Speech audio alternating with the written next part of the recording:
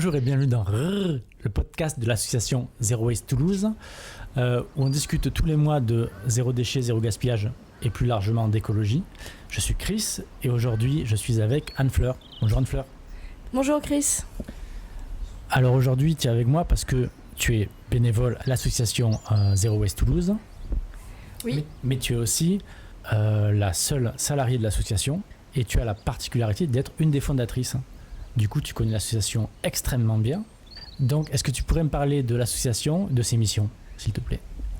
Oui, du coup, Zero Waste Toulouse milite pour la réduction des déchets et des gaspillages. Et lorsqu'on dit gaspillage, c'est vraiment au sens large. C'est pas uniquement alimentaire, c'est également le gaspillage de ressources.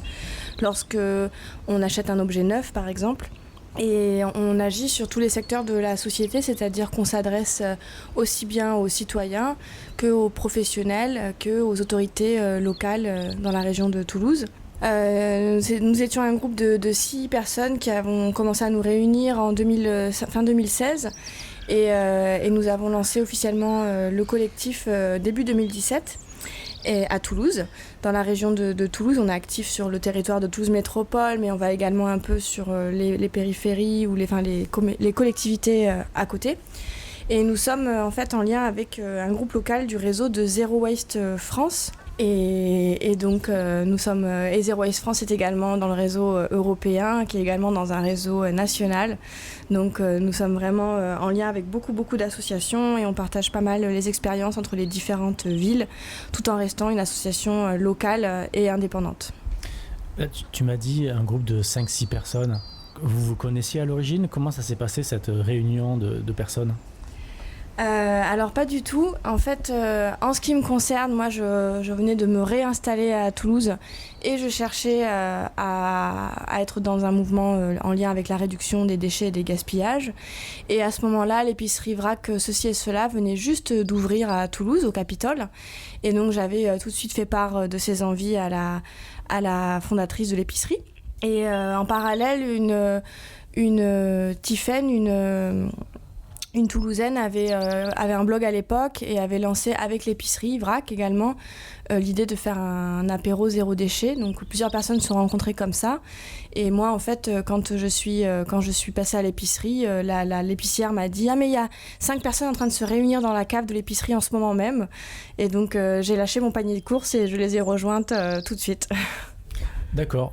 Donc du coup c'était quoi l'objectif de ce groupe qui se réunissait en fait ? On voulait fonder un collectif qui soit vraiment spécialisé sur la question des déchets et des gaspillages, tout en se mettant en lien dès le début avec d'autres associations préexistantes. Mais du coup, on avait réfléchi, comme on n'était pas nombreuses du tout au début, on s'est dit que pour se tester, on commencerait par faire des interventions dans les établissements scolaires. Donc on s'est formé en binôme de 2, il y a eu un petit groupe qui a fait la première intervention dans une école primaire et de mon côté avec une autre bénévole nous sommes intervenus dans un lycée et donc par le réseau et en discutant avec l'enseignant on a adapté notre première intervention. Et ensuite, comme on était en lien avec Zero Waste France et que en plus on était soutenu par l'épicerie Vrac Ceci et Cela qui avait déjà des réseaux sociaux, en fait on a annoncé la coordinatrice des groupes locaux du niveau national est venue donner une journée de formation pour aider à lancer l'association en groupe. Début février, ça a été annoncé et c'était sur inscription et donc du coup on a intégré les nouveaux bénévoles de cette manière-là. D'accord. Est-ce que tu peux me faire une sorte de petite historique parce que du coup l'association, ce groupe est né, tu me dis il y a 4 ans et par rapport aux autres grosses associations, aux autres groupes locaux en France, c'était quand à peu près ? Donc l'association Zero Waste France existe depuis plus de 20 ans, mais a commencé à proposer l'idée de lancer des groupes locaux vers 2015, début 2016. Donc les premiers, c'était Lyon, Paris, Strasbourg. On est arrivé peu de temps après, vu qu'on a commencé à discuter de la création du groupe dès fin 2016. Et donc, nous étions ces 6 personnes à se réunir dans le sous-sol de l'épicerie Vrac, ceci et cela. Et en lien avec la coordinatrice nationale des groupes locaux qui est venue ensuite début février 2017 à Toulouse. On a annoncé sa venue via les réseaux sociaux de l'épicerie, de la blogueuse qui était dans notre groupe et via Zero Waste France. Et ça a permis à plein de gens qui réfléchissaient à la question en fait, de s'inscrire et de participer à la journée officielle de lancement de notre collectif, donc début 2017. Et ensuite, on a fonctionné comme ça en collectif informel pendant une année. On a fait quand même pas mal de choses. On a lancé les interventions dans des établissements scolaires, pas mal de stands, des premiers projets, différents projets qui se sont créés. Et finalement, on a décidé au bout de 1 an à fonctionner comme ça, de prendre la forme d'une association loi 1901. Et donc, depuis début 2018, nous sommes une association officiellement. D'accord. Donc, ce que tu me dis, l'une des premières activités, c'était les interventions, les stands. Donc, de la prévention, partage de bonnes pratiques peut-être ou... Oui, c'est ça. C'était les toutes premières activités. C'était vraiment lié au stand de prévention et c'était aussi une manière de nous former sur le terrain et d'aller à la rencontre des Toulousains et des gens qui habitent autour de Toulouse pour discuter avec eux de leurs problématiques, de comment ils envisageaient la réduction des déchets chez eux, les problèmes qu'ils rencontraient. Mais en parallèle, on a également développé assez rapidement nos activités de plaidoyer politique, par exemple, ou des projets comme Mon commerçant zéro déchet. Donc on a quand même assez vite lancé des projets. Les tout premiers mois étaient consacrés un peu à la création d'interventions, mais ensuite assez vite on s'est diversifié. Des interventions auprès de qui en faisait la demande? C'est vous qui alliez voir les personnes, les groupes, Alors les toutes premières, comme je vous disais, c'était pour comment... Tu viens de me vous voyez. Oui. Ok. Je parlais à la radio. D'accord. Alors, à la foule. Parce que là-dedans, il y en a beaucoup. Okay. Du coup, les toutes premières, comme je le disais, c'était pour intervenir auprès de publics scolaires. Et donc, dans ce cas-là, c'est nous qui avons essayé de trouver des enseignants qui soient intéressés pour être nos premiers cobayes. Au tout début, c'était notre première fois. Donc on a aussi vu un peu avec eux pour s'adapter à leurs élèves. Et ensuite, assez vite, je crois que parmi nos premiers stands, c'était par le réseau Zero Waste avec les Biocop. Et assez vite, en fait, on a aussi pu faire quelques ateliers nous-mêmes dans des épiceries, notamment. Et assez vite, en fait, on a été assez sollicités sur... il y a quand même beaucoup d'activités de festivals ou d'événements, de fêtes dans les pourtours de Toulouse. Donc les demandes sont venues assez vite. On a intervenu pas mal aussi dans des écoles d'ingénieurs ou auprès d'étudiants, d'associations étudiantes qui venaient nous chercher. Donc en fait, assez vite, on a eu quand même pas mal l'occasion d'aller parler à des publics très différents. Pour construire ces interventions, du coup, parce qu'à l'époque, les ressources n'étaient pas aussi nombreuses peut-être qu'il y a maintenant. Du coup, vous êtes parti de quoi Alors, on a pu commencer à s'aider un peu via le réseau Zero Waste, c'est-à-dire qu'il y a quand même pas mal de contenu sur le site ou de données qui sont partagées par d'autres groupes locaux. Et après, nous, on voulait vraiment adapter à la région toulousaine. Donc après, tout ce qui est données, chiffres, le contenu de nos animations, ça, on le cherchait. En fait, quand on cherche, il y a beaucoup de données officielles accessibles. Par exemple, sur le site de la métropole de Toulouse, vous avez tous les chiffres qui concernent les déchets des particuliers. Et sinon, après, comme on travaille dans un domaine assez particulier qui est la réduction des déchets, par exemple, une de nos premières animations, c'était des autopsies de poubelles, où on décompose le contenu d'une poubelle avec les participants et on voit ensemble comment ça pourrait être évité ou non. Et ça, du coup, on a farfouillé par le réseau pour récupérer des bouteilles en plastique vides, etc. Et après, au tout début, on a eu pas mal soit des dons de bénévoles qui donnaient certaines de leurs alternatives pour qu'on puisse les montrer sur les stands, ou certaines marques ou épiceries qui nous ont donné un produit ou deux et qui a permis un peu de constituer pour ces produits très spécifiques. Mais la plupart des choses, on a pu les bricoler nous-mêmes finalement. Tu parles d'école, c'est quel niveau d'école? C'est les petits, des grands ou peu importe? Et j'imagine que l'intervention n'est pas tout à fait la même. Alors les deux premières interventions, c'était l'une en fin de primaire et l'autre auprès d'une classe de première. Mais sinon, on intervient à partir de 6 ans Et on a aussi bien fait collège que lycée que les étudiants. Donc c'est très varié. D'accord. Tu m'as parlé aussi de plaidoyer. Du coup, est-ce que tu peux m'en dire plus ? Alors le plaidoyer, en fait, c'est pour intervenir auprès des décideurs locaux, pour essayer d'influencer de la bonne manière la prise de décision au niveau politique, pour changer la ville, permettre aux gens d'accéder plus facilement à des alternatives ou à comment la collectivité peut s'impliquer pour réduire les déchets et les gaspillages, et permettre aux citoyens et aux entreprises d'entreprendre également des actions. Et du coup, en fait, on a commencé assez vite parce que quand on s'est créé, peu de temps après, il y a eu les discussions au niveau de la région pour la mise en place, l'élaboration du plan régional de prévention et de gestion des déchets. Et donc on a participé autant qu'on a pu aux différentes discussions qui étaient avec des acteurs. Vraiment, c'est à la fois des acteurs publics, des représentants des collectivités qui sont dans toute la région, mais des associations comme la nôtre, également des entreprises qui sont concernées par les réglementations à venir, ou des entreprises qui sont dans le domaine de la gestion des déchets. Donc c'est vraiment des acteurs très variés.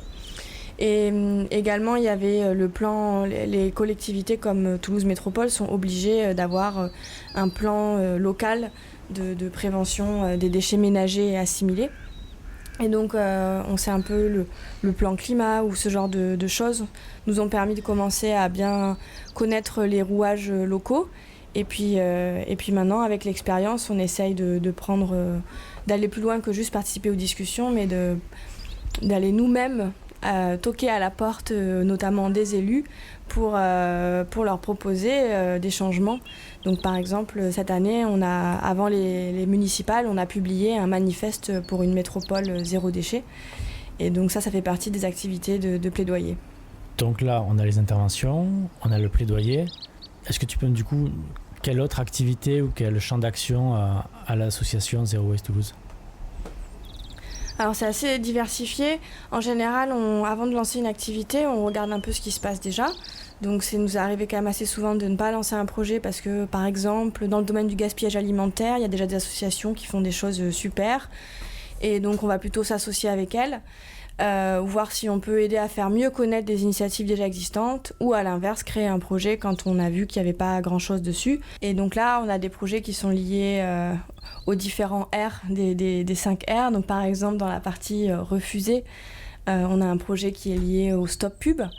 On a également un projet qui est lié à Mon Commerçant Zéro Déchet, qui est aussi en collaboration avec d'autres groupes en France qui ont le même type de projet. On va voir les commerces. On a également un projet en lien avec le compostage pour faire connaître les initiatives. On forme également, c'est un projet en lui-même de former les bénévoles qui nous rejoignent. Et après, on a plein de projets qui sont liés justement au plaidoyer, aux différents suivis de sites. On organise des visites de sites de traitement des déchets. Donc c'est assez varié. D'accord. Donc tu m'as dit que l'association était née en 2016. Et du coup là, on est en 2020. Il y a combien de bénévoles ? Est-ce que tu le sais à peu près ? Cette question est toujours assez difficile, mais je dirais qu'il y a un noyau dur d'une quinzaine de personnes, et on a une quarantaine, voire cinquantaine de bénévoles plus ou moins actifs selon les périodes. D'accord. Donc Zero Waste Toulouse, c'est un groupe local en France. Il y en a combien aujourd'hui ? Alors aujourd'hui, justement en 2017, on devait même être à peine une trentaine, et là maintenant, on a atteint les 100 groupes locaux très récemment.